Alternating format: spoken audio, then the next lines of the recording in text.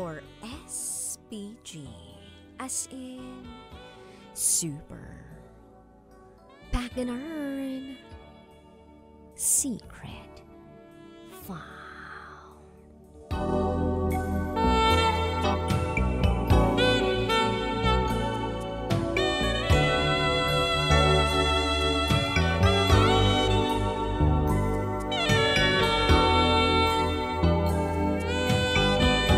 Masarap maghugas ng pinggan pag binabayo.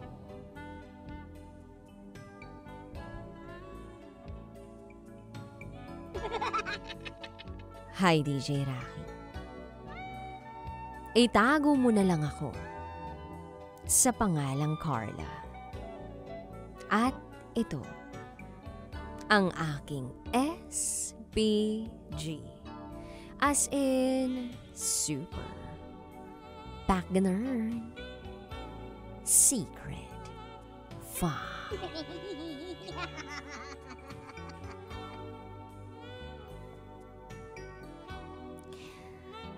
Bago pa lang kaming mag-asawa at nagsasama ng aking mister. Bago kami maging mag-asawa at magsama sa iisang bubong, ay 2 taon kaming LDR, as in long distance. At ngayon lang namin nalasap ang sarap ng pagsasama namin. Kaya naman, pagdating sa Chukchak Chenes, tulo ang dugets, lahat ng vowel sound ay kabisado namin. Like a, e, i, o, u. Yes, mastered na namin ang vowel sa alphabet at para kaming ipinaglihi kay Dora. Yes, very Dora ang personality namin. Dahil ang hilig naming mag-explore. Dora the Explorer ang peg namin. May mga pagkakataong sa mga simpleng gawain sa bahay ay parang nagmimistulang mga hayop ang 2 taong nagmamahalan. Kami yun. At ang matindi dito, kung ako ay parang pusa na po pwedeng mangalmot, ang mister ko naman ay nagmimistulang kabayo na bayo ng bayo. Napaisip lang ako minsan. Dahil madalas ginagawa ng partner ko kapag dadaan sa harap ko ay hahalikan ako. At kapag nakatalikod naman ako, ay bigla na lang akong babayuhin. Para bang walang araw na hindi niya ako binabayo. Ultimo sa paghugas ng pinggan.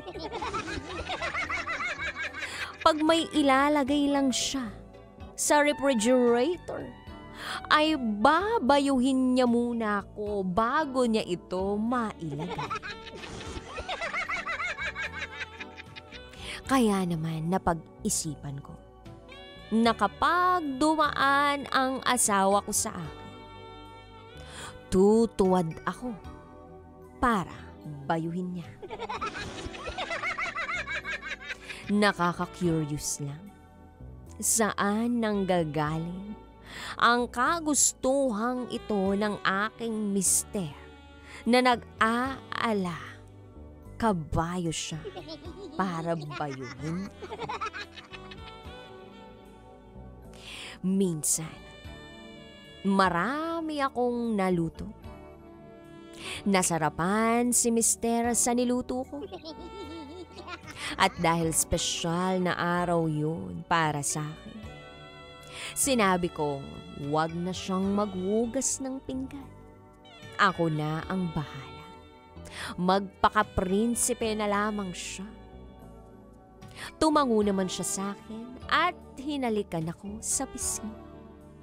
Maya-maya pa'y nakita ko na siyang nagpunta sa sala para manood ng Netflix. Ako naman ay inayos na ang lamesa.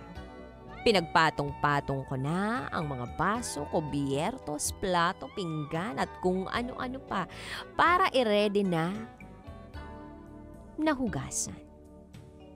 Pagpunta ko ng kusina, dumiretso ako agad sa sink. Tsaka ako na binuhusan ng tubig ang mga plato at kubyertos at kung ano-ano pa. Maya-maya pa ay bigla na lang akong nakaramdam ng kung anong mahika sa likod ng aking katawan. Yun pala ay nagmimistulang kabayo na naman si Mister. Ang ganda-ganda ko pa noon, DJ Rocky. Sadyang nakadress lang ako na anytime po pwedeng hatakin lang pataas. Pababa ang salawan. And yes, napaka-easy peasy lang ng kanyang gagawin para maipasok na ang dapat ipasok. Welcome, the baton. Kaya lang, ang hindi namin inaasahan ay bigla kaming nakarinig ng isang malakas na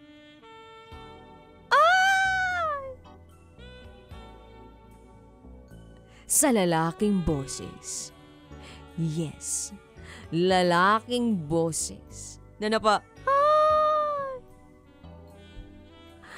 paglingon namin parehas sa pinto ng bahay ay ang kanyang tatay.